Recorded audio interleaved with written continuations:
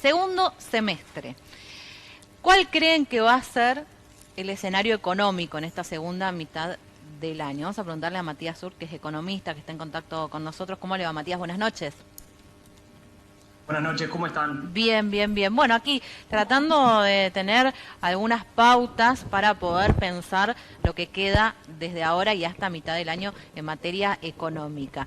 No sé cuál es la confianza en general, pero generalmente cuando nosotros en la radio acá preguntamos cuáles son las principales preocupaciones, la gente habla de inflación, habla del tema empleo, habla fundamentalmente de los aumentos de las cosas, de los caras que están las cuotas o para sacar un crédito, y no es muy optimista para lo que resta del año.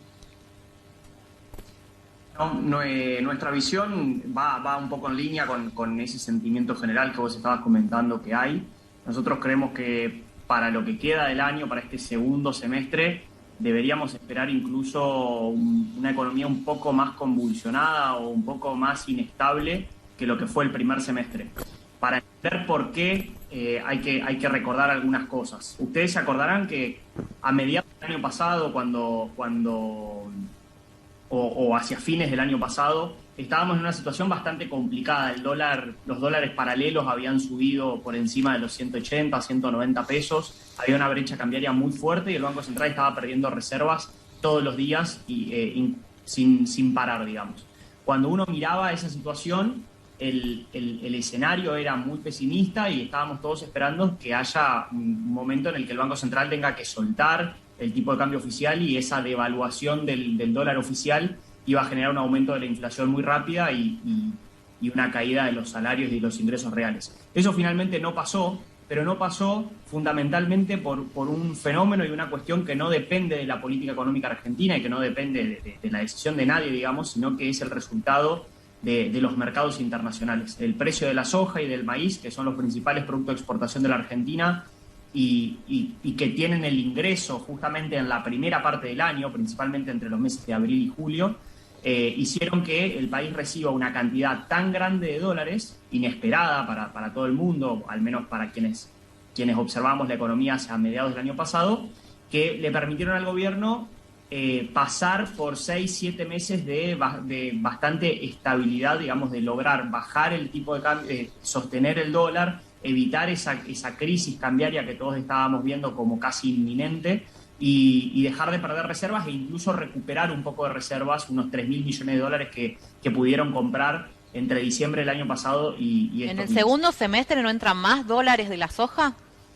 Bueno, siempre, digamos, no es que todo entra en un momento y después no entra nada, sino que, pero, digamos, cuando uno mira históricamente las series de la entrada de dólares por mes, ve que hay una estacionalidad muy fuerte o un pico que siempre se da entre los meses de abril y julio. Después sigue entrando, pero a una cantidad mucho menor. Entonces, lo que uno piensa es, si en los momentos de mayor entrada, que fueron los meses que estuvimos atravesando, aún así el gobierno ha tenido algún problema para controlar el dólar, para que la inflación esté más baja de lo que quisiera, porque la inflación la verdad que estuvo muy alta durante los primeros meses del año, promediando 3,5%, 4% mensual, que nos lleva una inflación anual del 60%.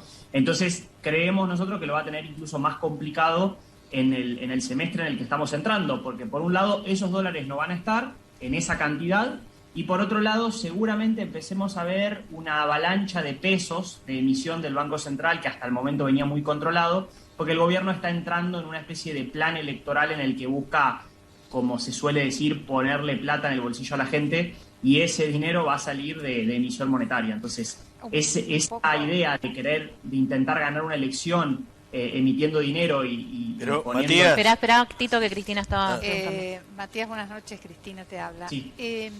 Justamente iba a ese punto, que la intención del gobierno va a estar en generar expectativas que todavía no las puede generar.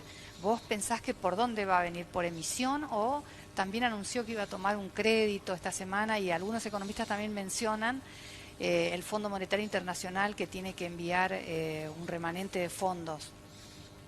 Sí, el remanente de fondos en realidad no es un remanente, porque no tiene que ver con el crédito sacado con el fondo en el 2018, tiene que ver con algo, con otra cosa, con una capitalización que el Fondo Monetario está haciendo para todos sus socios. Entonces la Argentina, al ser parte del club del FMI, por así decirlo, recibe una cuota aparte, que son un poco más de 4.000 millones de dólares, pero eso va a ser como, si yo les dijera en términos contables, es casi como un asiento de doble entrada. Eso lo vamos a anotar como que entró, pero como en septiembre y noviembre tenemos vencimientos con el FMI casi por la misma cantidad, es como que eso va a entrar y va a salir. Entonces, no le va a alcanzar, no va a poder usar eso el gobierno para este plan electoral que yo les estaba diciendo, sino que lo va a usar para no caer en default con el FMI este año y para usar eso para pagar la deuda. Entonces, ahora, Matías, dado que esos dólares van a ser usados para eso, yo creo que el plan electoral va a ser financiado principalmente con emisión monetaria.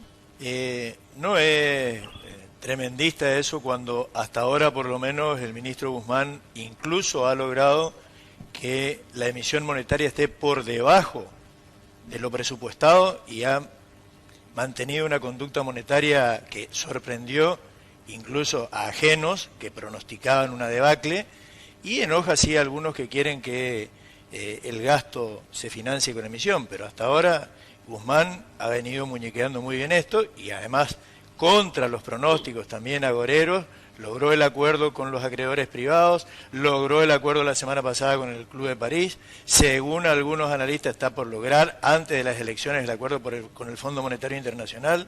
Entonces, hasta ahora por lo menos todos los pronósticos agoreros no se dieron, ¿eh? Bueno, yo ahí lo que tengo para decir es que creo que lo que vos estás mencionando y que yo también lo reconozco del ministro Guzmán, era mientras él tenía un nivel de control o de poder sobre el ministerio bastante más grande que el que tiene hoy. Yo creo que a Guzmán le sacaron el control de la economía hace 1 o 2 meses y no es una creencia mía, digamos. Uno ve las últimas medidas que se han tomado y son cosas que Guzmán hace muy poco tiempo había criticado muy fuertemente. Dice que lo que más hay que hacer, lo que más necesita la Argentina es exportar y le cerraron las exportaciones de carne. Dijo que el sistema de subsidios energéticos de la Argentina era pro rico y que había que corregirlo y el Congreso le votó hace 2 semanas un proyecto que aumenta los subsidios de gas a la parte más rica o menos pobre, por así decirlo, del país, que es la zona sur y parte de la zona centro y la zona de Cuyo. Entonces, tenemos a un ministro de Economía que dice cosas y a una política que hace exactamente lo opuesto a lo que el ministro dice. Entonces, desde ese punto de vista, yo creo que esa inconsistencia entre lo que dice el ministro y lo que hace la política se va a intensificar en los próximos meses porque la política ha tomado el control de la situación, porque hoy en día como el objetivo es un objetivo muy de corto plazo, que es ganar las elecciones de medio término y ningún otro más. Matías, gracias. Ha sido muy amable. Gracias a ustedes. Bueno, Matías Zul, el panorama económico, lo que se espera o lo que van leyendo algunos consultores en relación al segundo semestre. Domi, ¿qué dice la gente que nos escribe? La gente nos escribe lo siguiente, Cristina. Tenemos, por ejemplo, 2 consultas similares. Buenas noches. Quisiera saber si siguen colocando la vacuna AstraZeneca